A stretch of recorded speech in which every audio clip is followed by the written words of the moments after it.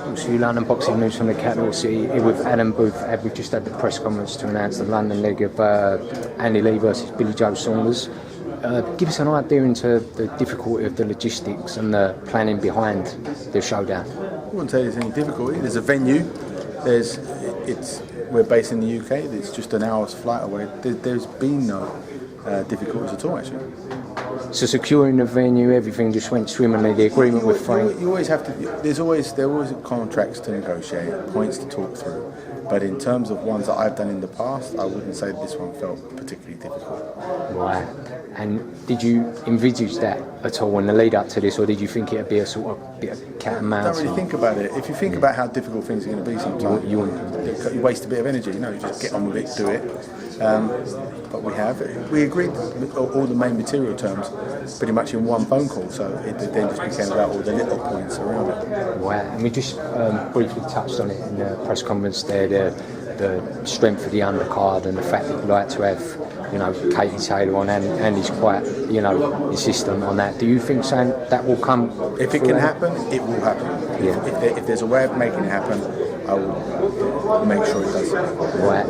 And regarding your side of you training, because at the minute you're manager, trainer, promoter in Andy's fight with Billy Joe.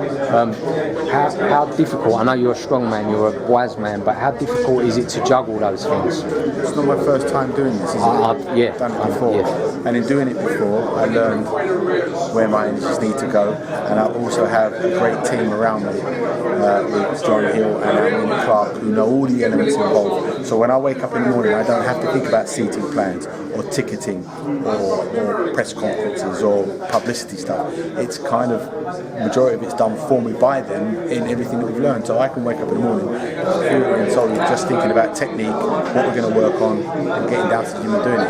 Because primarily, I'm a coach. Yeah. We've been with Andy, around 3 years now, training. From when you took Andy on to this moment in time, what scale of improvement have you noticed as a coach? Well, from what I see and what we've been working on immense, and the last year and a half has really been an accelerated improvement. These last three opponents have a record of 76-0 or something like that, and having beaten Korobov, it kind of just bumped him up to the next level of belief as well. And also, once you've achieved a goal that you feared you never would do, you become more relaxed as well in your everyday life. And I'm still seeing improvements in him now. Really? In your opinion, not peaked yet, Andy? There's different types of peak. Everyone has different peaks. I think physically we probably peak in our mid to late 20s. Mentally, I can remember being at the age of 36 and thinking, Christ, I really didn't know what I was doing back then. So everyone's different. But all I can say is, if you just look at the facts, he won the World Championship last December and he defended it against Peter Quill in April. So he wasn't a world champion before, so I'd say he's hitting his peak now.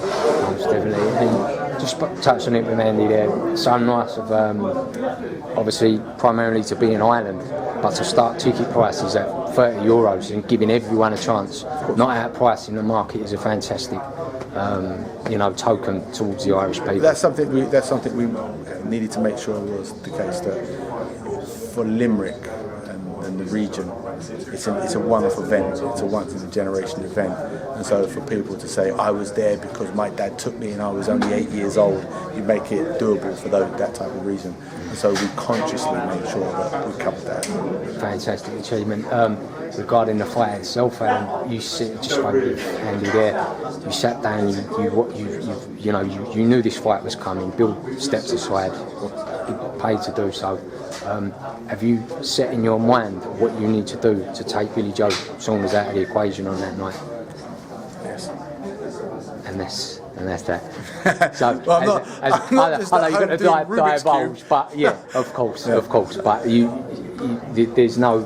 It's not a plan A, B, and C. It's straight in your mind what you need to do Oh no, because plan A would be go out there, throw a 1-2 and finish the fight. Fights are much more complicated than that, and it's just preparing for every possible moment that we can envisage happening in a fight. But we've got experience. I know you're not a man to look past the current challenge, but the current other champions in a weight class with him. So don't ask me the question. David Lemieux. You're gonna go. You're gonna. Yeah, I'm gonna try. I'm gonna try. Gennady Golovkin. I've spoken to Andy about it before, and he says if he did fight Golovkin, he couldn't train to box Golovkin. He said he would go out there and throw liver with him, and whatever happens. You see those fights on the horizon if he gets past Billy Joe Saunders? Beating Billy Joe Saunders would automatically lead to further fights and automatically lead to potential unifications. So it's a kind of answer itself, because we never go into a fight not believing that we're going to win. So we only talk winning. Of course. And having won, there will be automatic consequences because of it. We had a signed contract for the Golovkin fight last year, but unfortunately Golovkin's father passed away, and that fight didn't happen. And that's where we ended up with the John Jackson fight. And from there, Andy's rise to being WBO champion became. So without putting words in your mouth, would you say that was a blessing in disguise in a way for status? I know you believe he would go in there and beat Golovkin, but I mean to make it a bigger fight now. Fighting Golovkin is probably the hardest challenge in world boxing. Beating Matt Korobov wasn't, or fighting Matt Korobov wasn't. So that answers the question. If you said you're going to fight for the world title and you can choose between Golovkin and Korobov, you're not going to choose Golovkin. So that's the answer to your question. That's what I'm saying now. So you've gone round and you've gained in status and obviously financial gain coming into that fight. Touch wood, everything goes okay on the 19th.